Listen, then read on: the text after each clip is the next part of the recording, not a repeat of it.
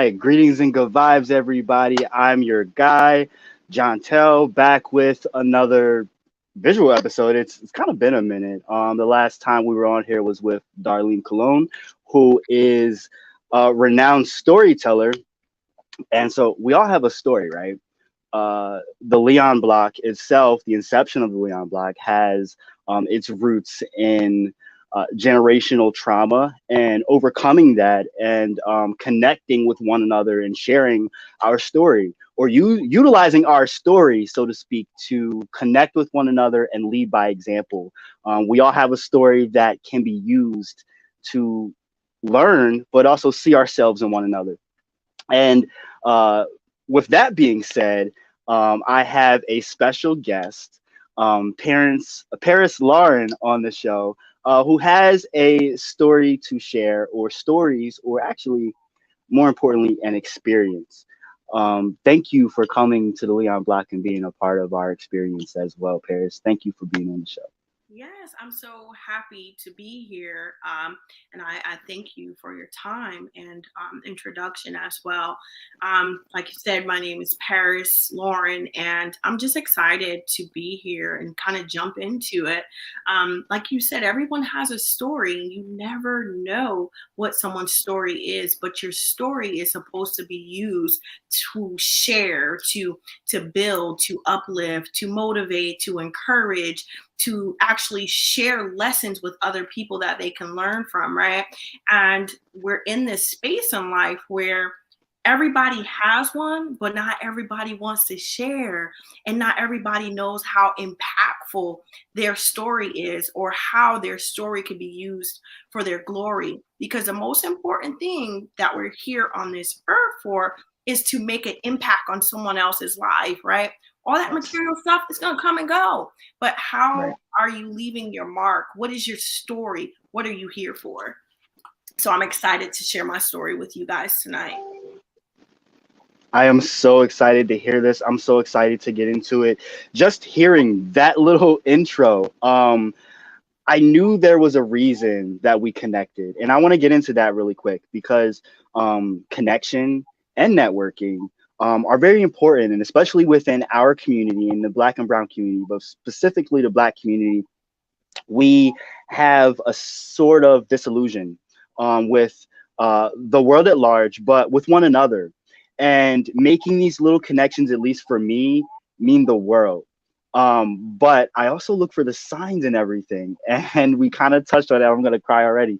Uh, because I don't always reach out and connect. I'm in tons of podcasting groups and whatnot. I don't always connect with people and reach out and, try and have guests on a show. I just kind of let things go organically. And that's how I find my way, right? But something about your post spoke to me. I don't know Mhm. why, I don't know how, but something told me to comment on it Mhm. and see what came from it. And so I'm really excited to not only hear your story, but now be involved in your path and vice versa, and see what good we can do in this world together. Yes, yes, definitely. Cheers to that. And there's a few things that, you said, right? Organically. Organically, when people connect, we got to find the reason that we connect, right? And that reason Right. comes to a greater good, right? How do we organically make this connection something beautiful, right? So when I posted on Facebook, I'm ready to tell my story. When we often think of stories, or we think of trauma, or we think of things that we've been through in life, we we sometimes hold it inside of us because it's a lot of healing that we have to do, right? It's a lot of self-healing, a lot of self-medicating sometimes, a lot of Yes. avoidance, a lot of Yes. silence, if you will. And for me myself, I've been in this interesting space lately where I've been doing a lot of forgiving, not just of other people, but forgiving of myself for being silent on a lot of different things. And as I navigate into my story, I want to kind of set a disclaimer, right?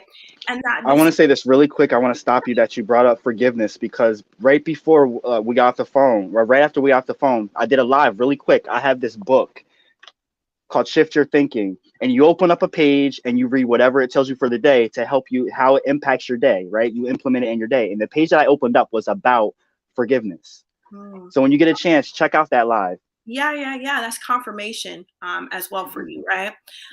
So we often get in a space where we're beating ourselves up, and we hold it in, and we're traumatized, and we're acting out of character. But for me, like I said, I did a lot of forgiving, and forgiving of others, forgiving of myself, and I'm in this interesting space where now I am healed enough. Yes, I'm still affected, I'm never going to forget, but I'm able to discuss freely and talk about things so that I could look at a negative and a positive, right? Because sometimes we Yes. do these stories and we want to play the victim, or we want to play the blame game. But oftentimes we have to think about the bigger picture, right? So, my disclaimer before I go into this story is people are people. No one is perfect, right? And the individuals that I'm going to mention, yet it be friends, yet it be family, I'm not upset. They are imperfect people. They Mm-hmm. are living their lives just like everybody else. Sometimes we don't know who we are when immaturity plays a part. We don't know who we are when drugs and alcohol play a part. We don't know who we are when trauma plays a part. So when we do different things, sometimes we don't even know what we're doing.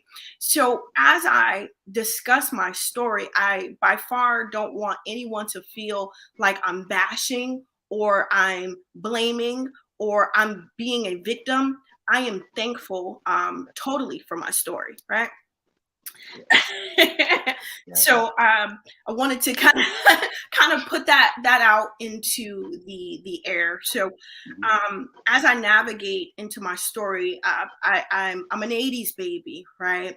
So with me being an '80s baby, that means that I was born and around the crack cocaine era, around the Right. era where drugs were introduced into New York, because I was born in New York. Drugs were introduced into New York, A, to divide families, B, to make people not know where they come from, forget about a lot of things, and to Mm-hmm. deter people from being successful in life, right? So as I come into this world, my mom, a young woman at the time, my mom, she had it all, right? She had a good parents, stable household. She had it all. But outside of that good parent, that good household, I don't know what my mom went through as a child or as an adult outside of, the healthy household that stir her in the direction of drugs and alcohol to rebel, right? So as I was born, my mom was a drug abuser. And I would say this is something that my mom is accountable for because she knew what she was taking, right? But I came Right. out okay despite the fact. I was born, I had all my fingers on my toes. I'm thankful, right? But as I was born into this world, my mother could not take care of me. A, my mother couldn't take care of me because she was a drug and alcohol abuser. But B, she couldn't take care of me because she could not take care of herself. Mentally, she was not stable.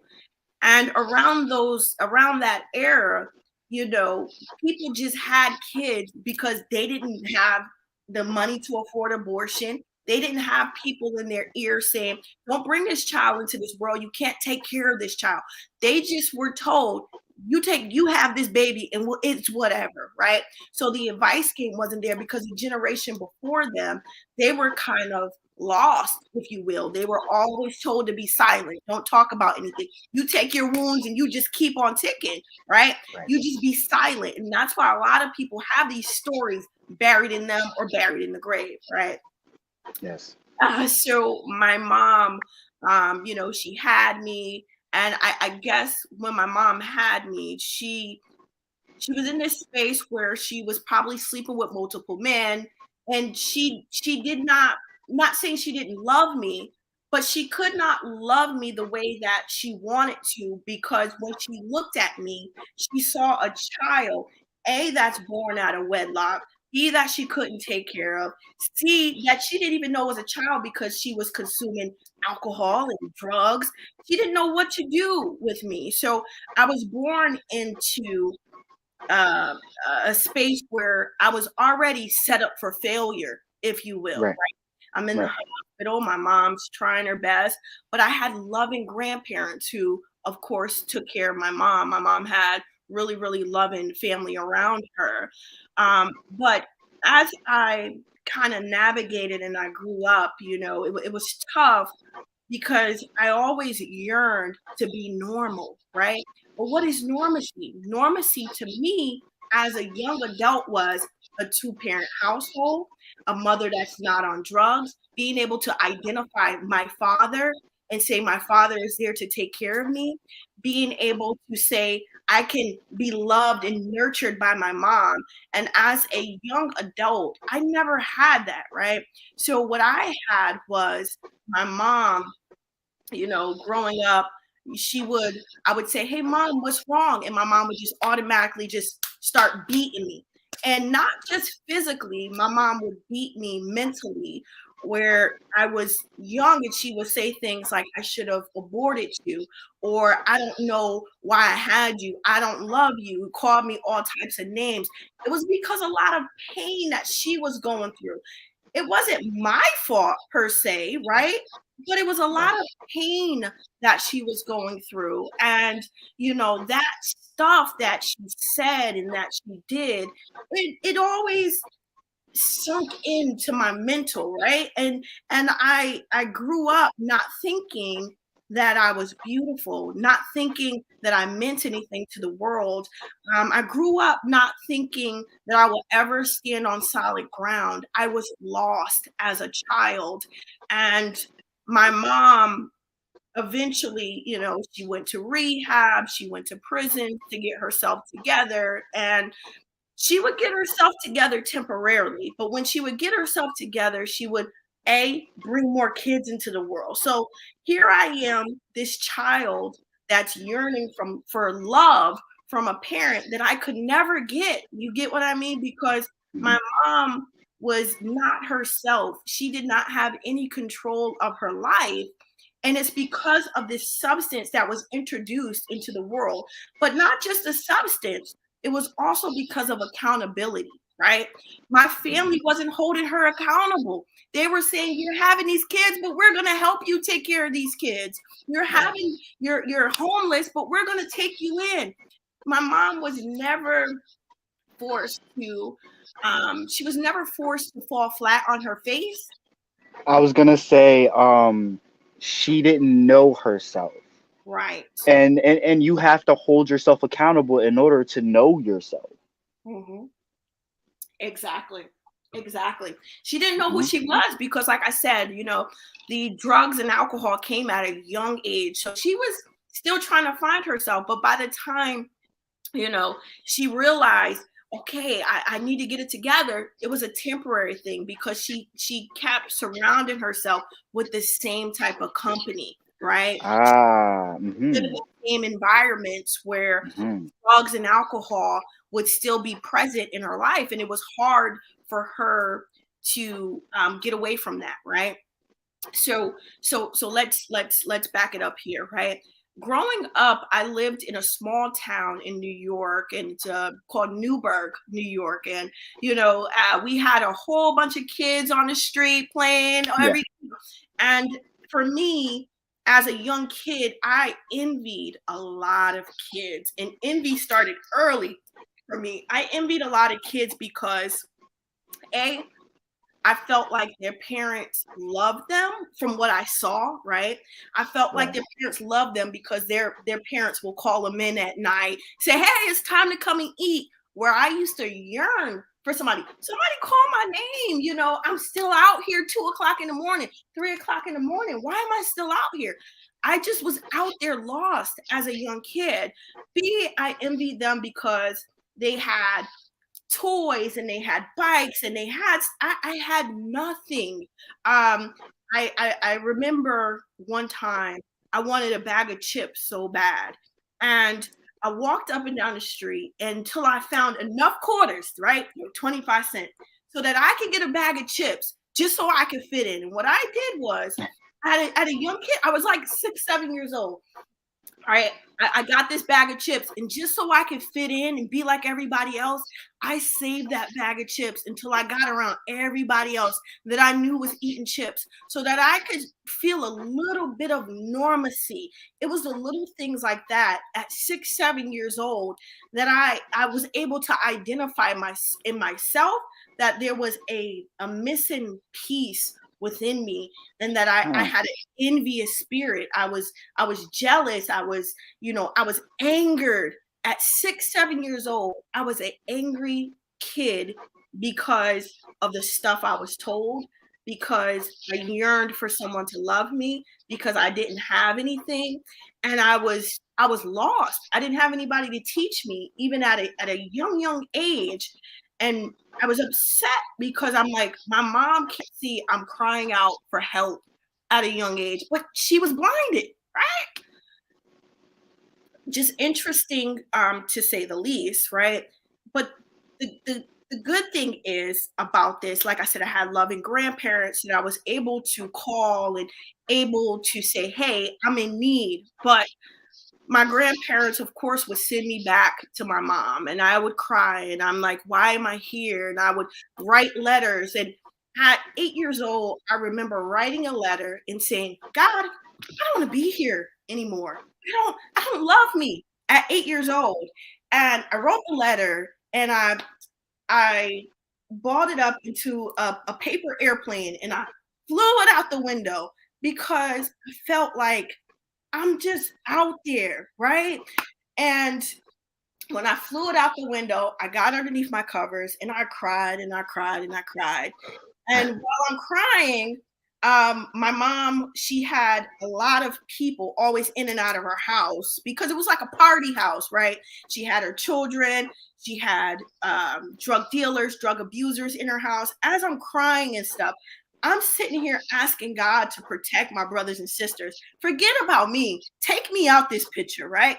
But protect them. At like 6, 7 years old, I'm 8 years old. I'm praying and I'm asking God, like, God, what did I do wrong? I just want to be normal. I remember just saying, I want to be normal. I used to cry myself, just like, I just want to be normal. I just want to be normal. And, it was to the point where I would bite my fingernails, or I would, sit at the stair and look and see what my mom is doing. I'm like, maybe I'm meant to do what my mom did.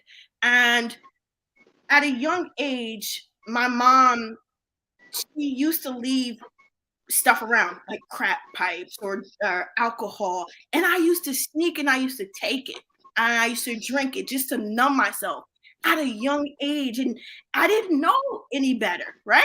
I think the first time I ever got drunk was probably like 8 or 9 years old because I was doing what was in front of me. Nobody loved me. This was what was making them feel good. So why can't I do this? Even though I'm a kid, nobody gives a dang about me. I'm going to do what makes them feel good, make me feel good. But it didn't. I was a young kid. So to say the least, so 8 years old, it was a really, really interesting time in my life.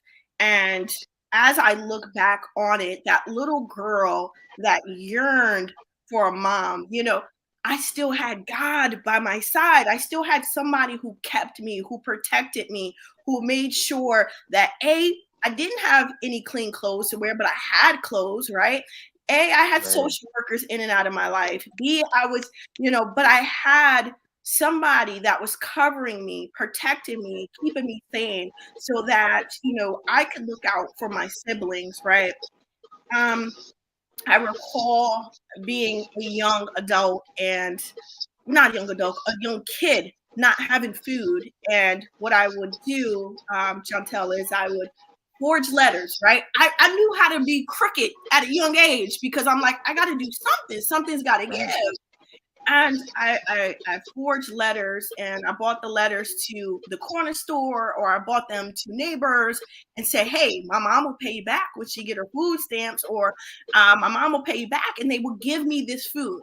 But it wasn't enough to feed all my siblings. So I had to sacrifice, and I had to say, you know what, I'll go without, but as long as you guys have something to eat, I'm okay.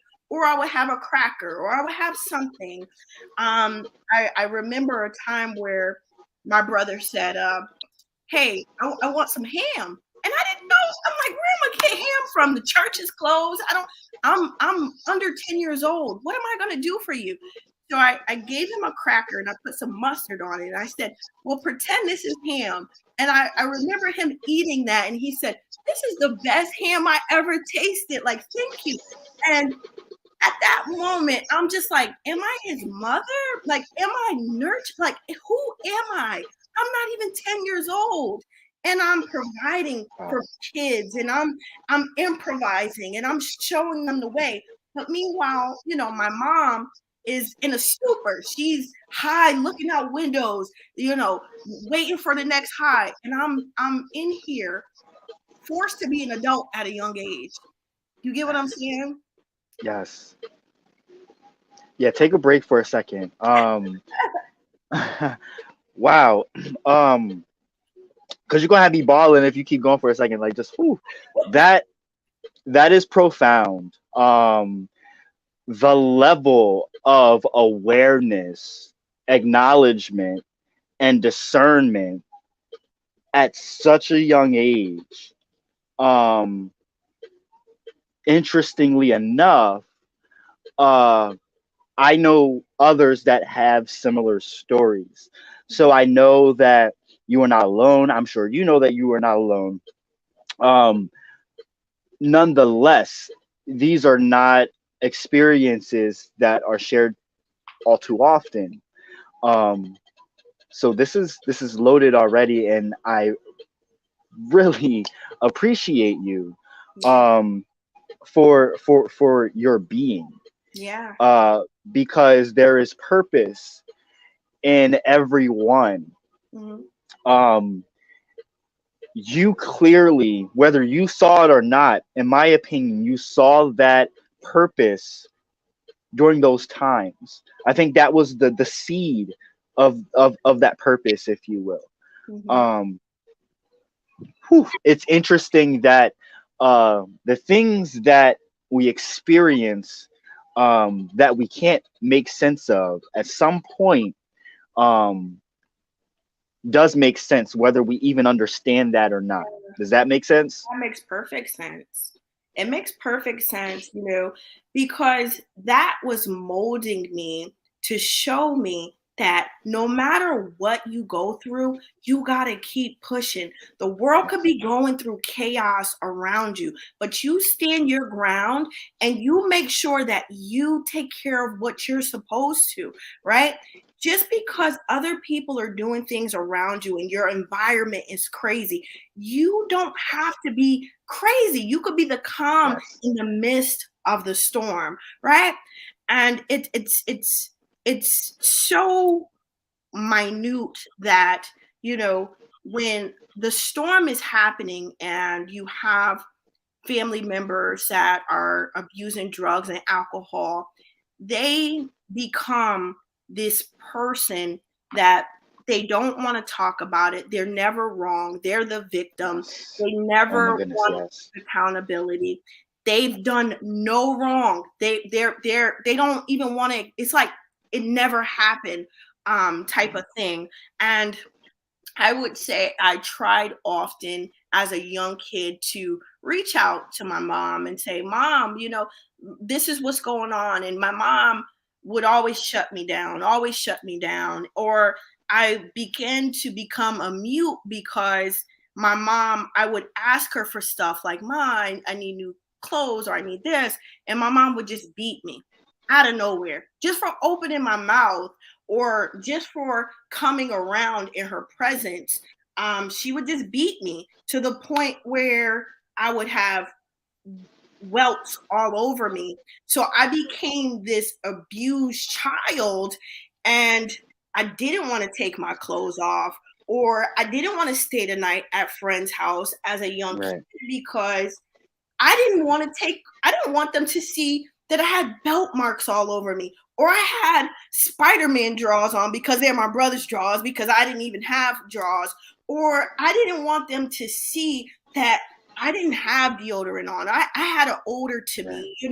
It was Right. a lot of kind of clamming myself in this shell, if you will. And I would Let say, me ask you this.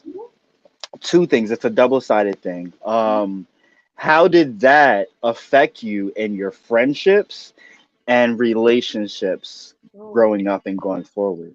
that's a great question. So with my friendships, I always yearn for love because I did not receive the love from my mom, or I didn't feel Mhm. love.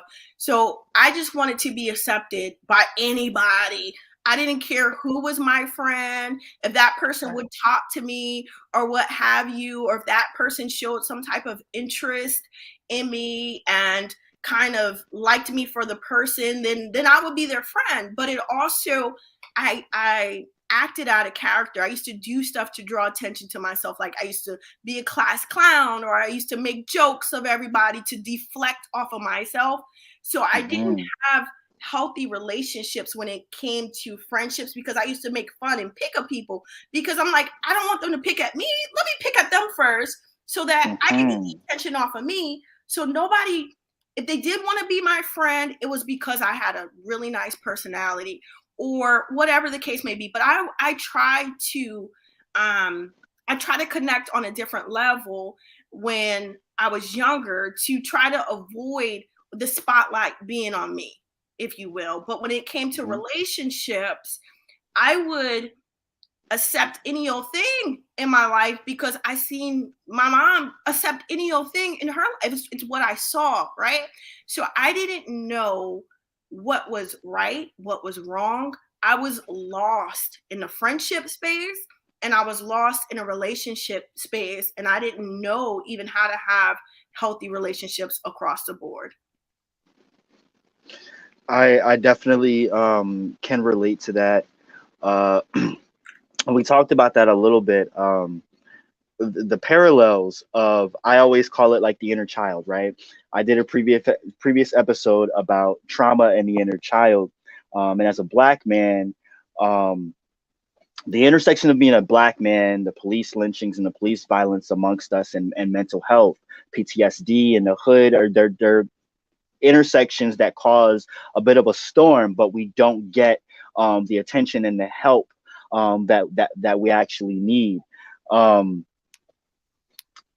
it's important. I forget where I was going with all this, No, but you're fine. um, inner child. Um, and for us black men, we don't really get to talk about mental health, to even really dig deep in doing shadow work, to really know where things stem from as individuals, right? As black men, that's just speaking on my experience as a black man, right? But I can see the parallels between us. We're still amongst the same people, and we're two parts to a whole, right? So we do share. I was born in '89, so I'm at the tail end, but I didn't have the exact same experience as you, but my mom had me when she was 17, and she did the best that she could. But it takes a village. Like my grandparents raised me as well.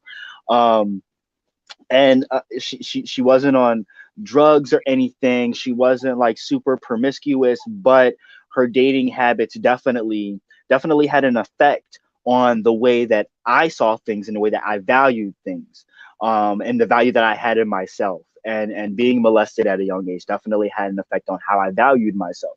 Yeah. Being queer and growing up in somewhat Christian household and family had its effects.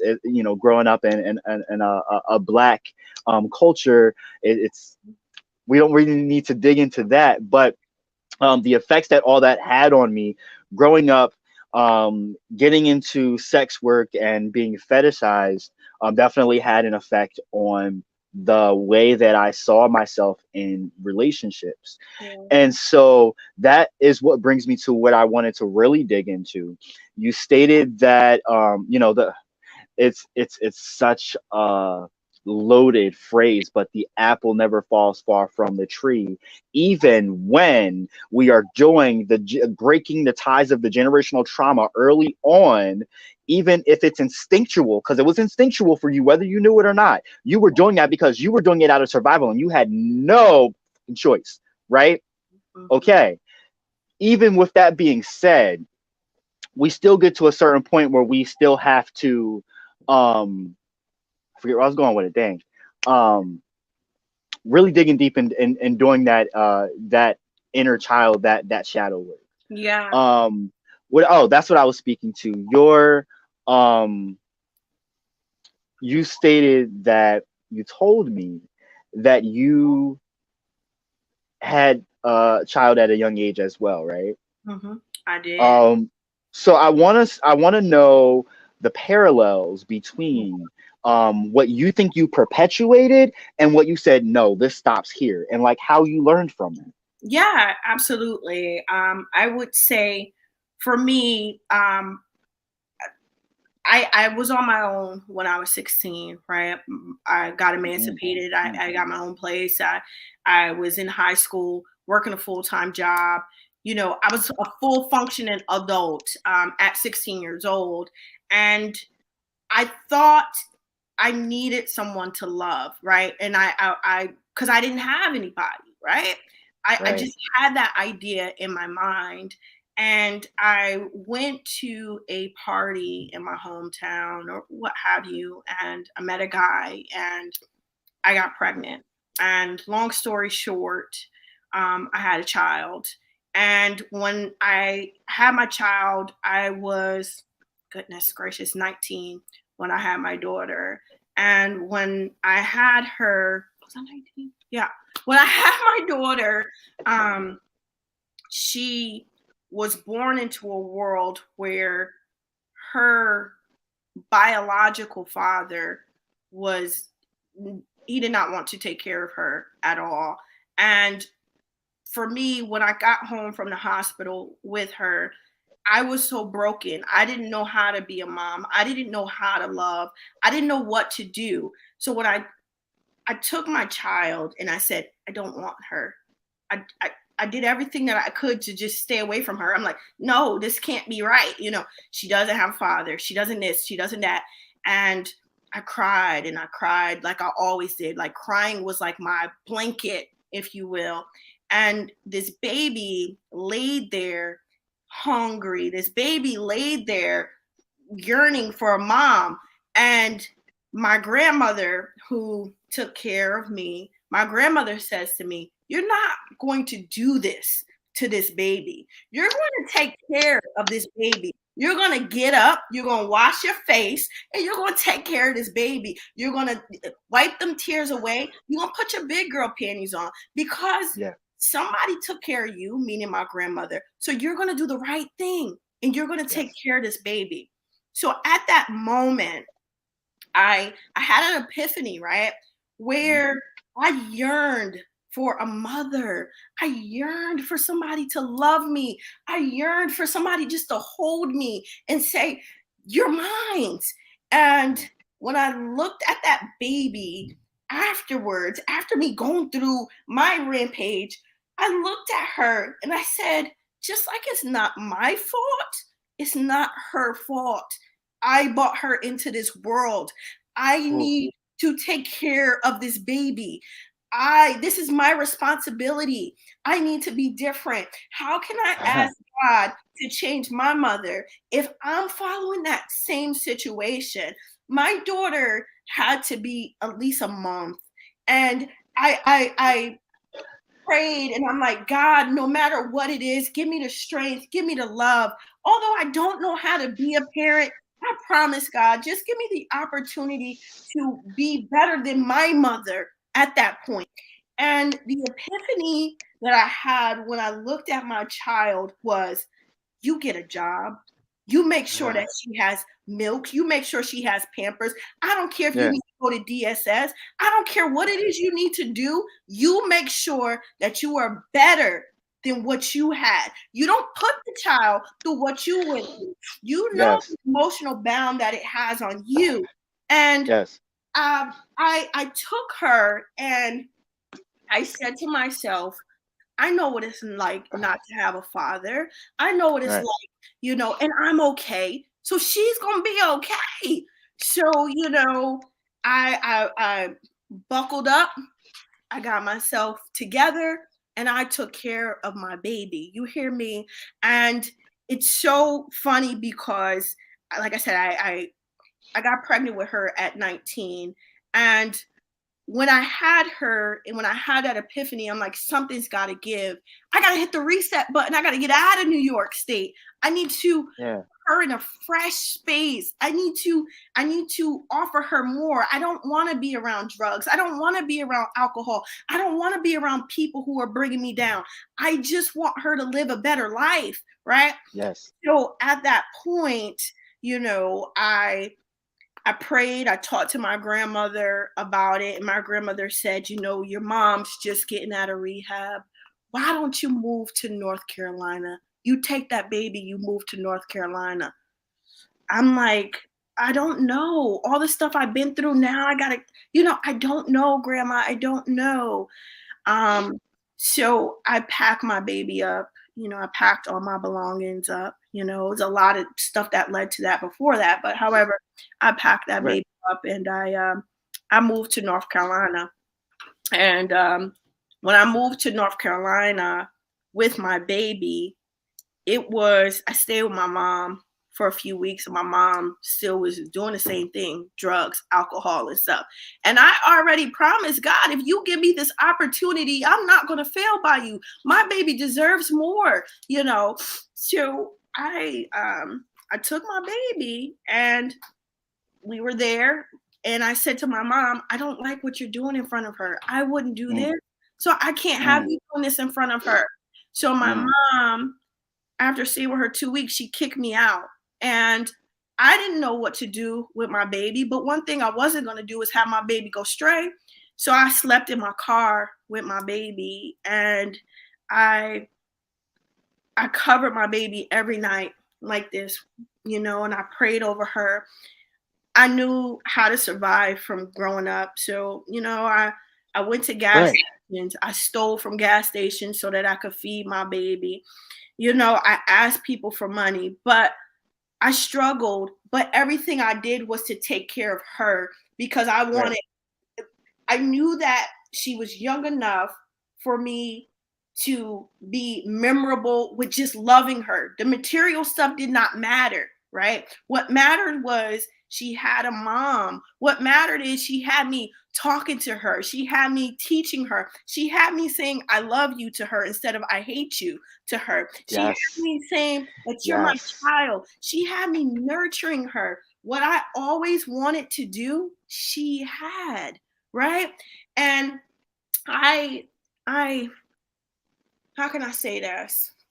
I prayed, God, things are going to work out. I'm going to be better than my mother. I'm going to keep pushing. I'm going to keep trying. I'm going to keep pushing, and I ended up okay. And I never fell flat on my feet. I just left it to God. And I did what I had to do as a mother. I broke the curse. I hit that reset button and said, you know what? This is my responsibility. I gave birth to her. Yes. How dare me, fail? My goal in life is to protect my child. My goal in life is to show her that I could provide for her, even if it's not monetary. So that's where it happened for me. So that brings me to my next question. Um, so what about protecting yourself? Because you mentioned that you did mention, I believe, that you were divorced or that you Yeah. were married. Mhm. So, and so give me a timeline here of how this transpired, like briefly go through Yeah, how I'll you give met you this a highlight. person, what happened, and Yeah, what led. But in the retrospect of the things that you went through early on, how that had an effect on the relation, the marriage that was not meant to be. Yes, absolutely. So with me breaking these generational curses, and I'm like, I'm Hmm. gonna make sure that my child has a father in her life, right? I'm Hmm. gonna make Right. sure that she grows up in a household that is stable. Although we had been homeless there, we were going to get our life together. So I met a young man, and when I met him, he wasn't my type. He was completely different from my type. But what I saw was he was stable. So Right. inside of me, I'm like, all right, what do? You have to make a decision. You have to sacrifice for your child, right? So I put myself out there and I said, all right, I'm going to be with this man that I know that I don't want to be with, or that I should not even be with, so that I could provide a father for my child, be a stable household for my child, and see my child has two parents in a household, something I didn't have. And this person loved my daughter. This person was willing to adopt my daughter. This person was willing to bend over backwards for my daughter. But I did not love this person. I Right. got I got close to the person, and I told the person all of my history, right? And the person used it against me. You don't know anything about a man. The only man you know about is the man that raped you. You're not beautiful. You're not pretty. You're not anything without me. The person used that to destroy my inner core. What I had been trying to heal from, he took away from me. And he had me feeling like I was a nobody again. Here I am in my 20s, and I'm still feeling like an 8-year-old child where nobody wants me. Nobody loves me. I don't know who I am. I'm struggling to identify what love feels like, what it feels like for someone to care about me truly. But I know I care about my child, so I sucked it up, right? And I continue to be with this individual. And it was to a point where it started to get physical, abusive, where he would put his hands on me, he would bust my lip, he would spit in my face, he would do things to me that took me right back to a place where I was just at as a young adult and as an older Mm. adult, right? And Hmm. I was lost. I started eating out of frustration, out of being stressed. I started doing things to heal, right? And I became someone I did not even recognize. And I I'm got sorry. You said doing things to heal. You were doing things to cope. doing things to cope. There you go. I was doing things to cope with how I was feeling, like eating anything, like cutting my wrist, like doing things like running into a tree for no reason, just trying to off myself because I felt like no one cared. I was Right. in this space where no one cared, and I said, all right, you know what, you got life insurance, you can leave this kid your life insurance. Who cares? This man is telling me that I'm no good. The same thing that my mom told me, he's telling me now. And he's like, nobody, your own parents don't care about you. Why should I care about you? He used it against me. And I was so mentally broken, so hurt. So I didn't know. I lost myself. I Right. completely lost myself in my 20s. But one thing that I did not lose was the ability to be a mother, because that is something that I promised God. And that is something that I prided myself on after starting to become accustomed to being there for my daughter. So I went through years and years and years and years till I can turn blue in the face of abuse. And like I said, physical, mental, verbal, everything. And I I didn't know how to speak to people. I didn't know how to tell my story. I didn't know how to lean on people. It took a lot of tragedy in my life for me to finally say, you got to get your stuff together, even if you got to be alone, child, you know? Yes. But it Yes. took God kind of healing me and keeping me because like I said, I tried to commit suicide multiple times. I tried to do whatever it could to get me out of the way because I felt like I was a problem in this world. I felt like nobody wanted to even talk to me. I felt like nobody wanted to reach out to me. I felt like the friends that were supposed to be my friends, they just were my friends for whatever gain that they could get. I felt like no one loved me in this whole planet but God. My child, she was a kid, but I felt like I was better off somewhere else than I was here. Sorry. No, no. This is this is something that we knew going into would be would be loaded, right? Um, and the point is that in everyone's story, in everyone's experience, there's always dark days and there's always light days. Yeah. Um, and so yeah, we're at a point right now where we're discussing some heavy things, but with the importance, with the purpose, I should say, of letting other people live through your experience to know how to navigate things that maybe was not taught to them. And they may not need to go through certain things because you did. Yeah. Yeah. I would say that you touched on something key earlier. You said, I've heard several stories like this before, right? There are Mhm. a lot of people that have went through similar or parallel things, right? Mhm.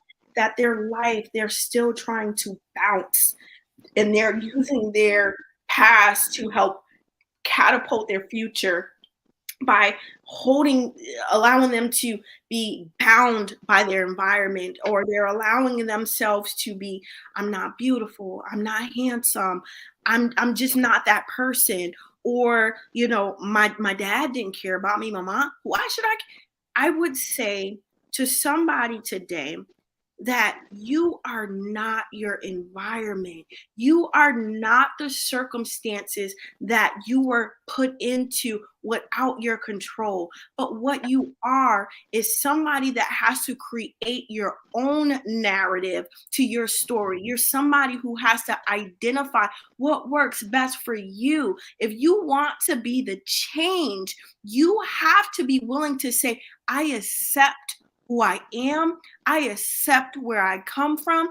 I accept my downfalls. But one thing I am not going to accept, I'm not going to accept failure. I'm not going to accept this generational curse that has been put over my life. I'm not going to accept myself to be down forever. When you get into this space where you're able to say to yourself, I am not the picture that everybody else is painting me to be. I am who I am, and I am who the Most High created me to be. My story is how I want it to be. You're just a Yes. piece or a chapter. You're not my entire story. Life takes a whole different meaning. Drop some mic. Yes, yes. All right now, this is what I'm saying. We as you speaking back to the inner child, because it's a series that I've been doing, but I also hear that in your story. Um, speaking, you started off really listening to your inner child. It seems like you've always listened to your inner child and worked alongside it. And I find that very strikingly powerful. Yeah. It's not about resilience. It's not about it is about the beauty, because the beauty involves the pain, the ugly, the pretty and the ugly, right? And I talk about that a lot because someone that's beautiful has scars. Someone that is beautiful to me is naturally glowing when the sun hits them. They don't have to do anything. There's nothing everything about them is unique, and that uniqueness is what makes them beautiful. Right. And the parallel in that is the stories that we all share. We can find the parallels in our stories, but we also each have another piece that we can throw at someone else and they can throw something back at us. Mm-hmm. So again, speaking to the connection here that I've made just with you as a new friend that I've made, but also someone that is uh, just as powerful in their own right, following their own path and purpose, um, and someone that acknowledges that and knows that it's not just your path or your passion, but also something that you can see as a gift that can be shared with the world. Um, and that's just my little tidbit I'm gonna say right there. I did want to get more into your story. We got like a few minutes we can still play around with. Um, and if you have any questions for me, we could just Yeah. shoot the shit. Um, I really want to hear where you, because life, we can never be too comfortable, right? Mm-hmm. But there's always moments of contentment to be shared. So I would like to know where you're at today, and what levels of contentment you found and what balance works for you, any of that stuff. Yeah. Yeah. Where I'm at today, I would say mentally I'm free, right? Where when I say mentally I'm free, I'm not shackled by anyone's view on how I'm supposed to be or who I'm supposed to be, right? So Right. that's where I'm at today. I would say mentally I'm free, right? Today I am in a space where my oldest daughter that I spoke about, she's in college and she's going to be a lawyer. Um, Woo! so I'm in this space where I love myself. I am proud of myself. I am proud of my child, my inner child, the child that I was. And if I was looking in on a window at me when I was throwing that airplane out, I would say, young child, do you know the strength that you possess? Do you know the power that you possess? Do you know the mark that you're going to make in this world? Do you know the people that you're going to touch? You hang tight because your time is coming. And I would tell myself that what you're going through right now is going to shape and mold you to be able to change someone else's life when the time is right. Not when it's right on my time, but when the time is right in your life, and that you are powerful beyond words, not because you were born to be powerful, but you were born to survive. You were born to live. You were born to have every right that everyone else has, right? So, where am I at today? I have food in my refrigerator. I have a roof over my head. I have a Yes. vehicle in my driveway. I am not on drugs. I am not on alcohol. I don't abuse alcohol. I have forgiven my parents. I have forgiven myself, like I said earlier. But most importantly, where I'm at today is in a space where I am happy. I am truly happy. I want to live, right? In so many instances in my life, I never wanted to live. I didn't know what the purpose was. I'm in a space Mm, in my life where I have purpose. I have reason.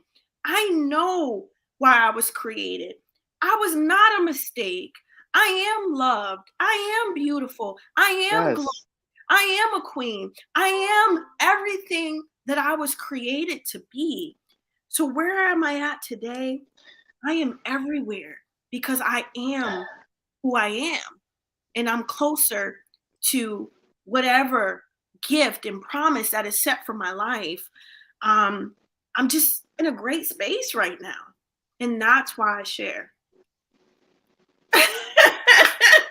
I love his face. I love it. You are such uh A, you're a gem, but B, you're so refreshing. I I'm I feel very blessed to have crossed paths with you, and to be able to have you on the show. Um, I really can't explain how thankful I am, because you are a force to be reckoned with. Well, Um, yes, yes. I really take to someone who I really have great respect for, someone who can not only look and speak to their inner child, and also do the shadow work, but um, be transparent about it in a way that they're willing to, as long as their cup is filled, say, here you go, here's a piece of my experience, a key word, as long as my cup is filled. um I have great respect for the boundaries that you set for yourself, and for the life that you know that you deserve.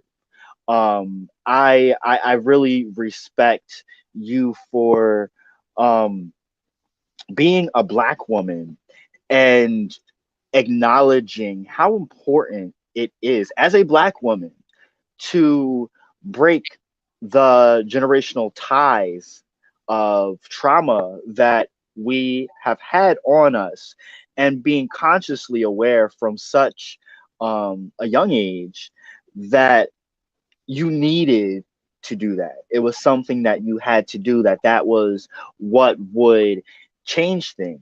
And another thing is that you spoke on environment a lot, and we can move to an environment, we can change our environments, but environments also change over time. And that can be a reflection of our mental changing, us growing through that environment, because a rose can still grow in concrete, right? And the cracks and crevices, we can still see them weeds be growing too, you know? Um, so through thick and thin, we can still persevere. I think the ideal solution, yes, is to change your environment. But if you cannot, you learn through survival to grow and get wiser as an individual. Or as you did at an early age, do your best to nurture the environment around you, to take that dead plant and bring it back to life, Yeah. right? Amen. But I want to say but however, um putting yourself first is always that key. And what I've seen you do throughout this whole story is the common narrative of those three things that I explained, you finding the balance between all three. And I think that that's a formula that everyone can follow, and whatever percentage that works for them, but it's something that everyone can follow, and I think I started it off either on the show or when we were talking before, but I have this common theme of balance going on. So um, but Paris, I so appreciate you being on the show. Is there anything you want to touch on, or any last comments you want to share with Yeah. the audience? Also, anywhere that they can follow you at, and hear more of your story. Yeah. Yeah. So I'm on Facebook, Paris Lauren, and I'm also on Instagram. I'm very rarely on there, but my Instagram is I am Paris Lauren. And what I want to touch on is something I said earlier, right? Oftentimes we're silent when it comes to our story. And we think that people are going to judge us. We think that, you know, holding our story in, or what we've been through in, is going to kind of heal on its own. It is extremely important for your voice to be heard. It is extremely important for people to know who you are authentically, it is extremely important to let people know your experiences because they can learn from you, they can grow from you, or they can fail from you. So for me, I think my advice for someone tonight would be to share who you are, speak your piece, speak who you are. Don't keep that stuff buried inside. Forgive someone else and forgive yourself. It's extremely important. And just go on tomorrow knowing that tomorrow is never promised. Be today and share whatever it is you need to so that others know how to navigate and leave your mark. That's important. So that's what I wanted to share. Wow. Such powerful words from such an amazing individual. Paris Lauren, I so appreciate you. It's been such a pleasure. Yes. Stay tuned because after this, I just want to chat with you real quick. Yeah, yeah, yeah. Everybody, it's we are growing here on the Leon Block, and we have a team of people, of contributors that are coming up with their own material. But as Paris just did, if you would like to share your story, you can reach out to us by DMing us on the Leon Block Independent Media on Facebook. You can also email us at theleonblock@gmail.com. Definitely reach out to us. I don't bite. None of us do, hopefully. But I'm always open and willing to amplify and uplift and share your stories. And we really appreciate you for tuning in. Please stay tuned for our next interview that we will be doing concerning police budgets from Laura. She's going to be touching on facts and statistics and information concerning police budgets nationwide. So stay tuned for that. It's going to be loaded. So of course I'm going to be digging into intersecting her loaded facts with some other things to kind of tone it down. Again, balance, as we was just saying. And on the third, we have Black Woman Fetish with Natalie Doman. You don't want to miss that. But I wish you all a great night. Make sure you meditate on your path, celebrate your being, liberate your spirit, and educate yourself. I'm Jontel. Have a great evening. Bye, guys.